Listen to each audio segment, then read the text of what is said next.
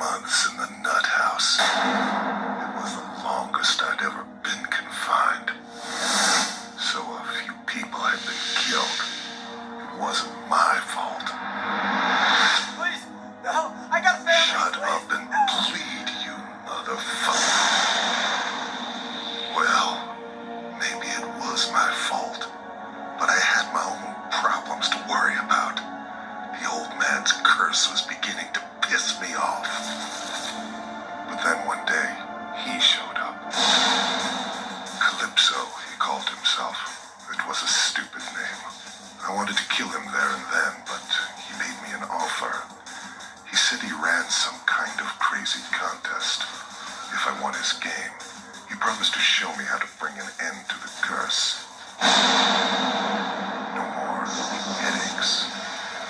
As much as I had those old urges of mine, I kept them to myself for the moment.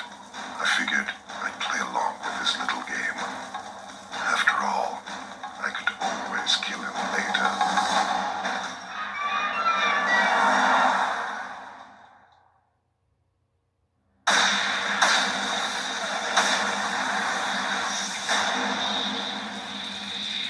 I was out like the dying heartbeat of a little girl. It was the first time in forever I hadn't felt the burning and the dreams. Boys and girls, those were some wonderful dreams. All my greatest achievements flashed before my eyes. The scale of what I'd done, the sheer volume of people I'd killed, it was breathtaking. But like all good things, it had to end sometime. When they captured me, the only thing I could think was, what a waste. All those people I hadn't killed yet. Come the night of my execution, there must have been over 1,000 people gathered outside to watch me fry. I was upset about that. There should have been more.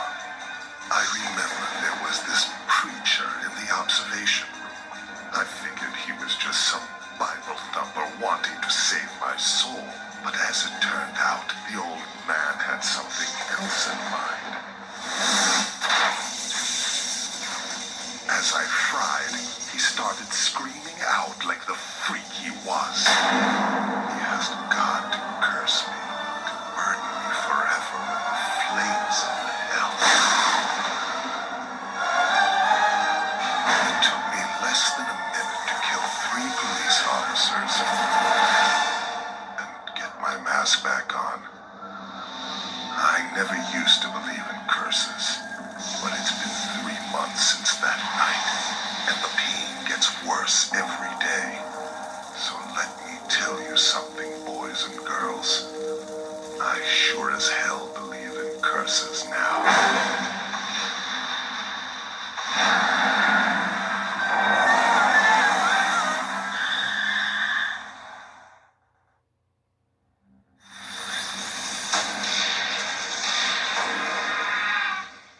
The contest was over, so I went and saw Calypso. I asked him to make good on his promise, to bring an end to all the pain, to take away my curse.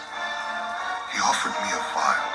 He said inside it held the blood of a man who'd cursed me on the night of my execution.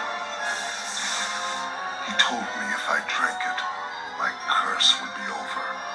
But he also said if I ever returned to my killing ways, the antidote would wear off, and the curse would come back to haunt me. I had to decide. It took me all of 10 seconds. Let's face it, boys and girls, a man has to have his priorities. I killed Calypso about as well as I ever killed anyone.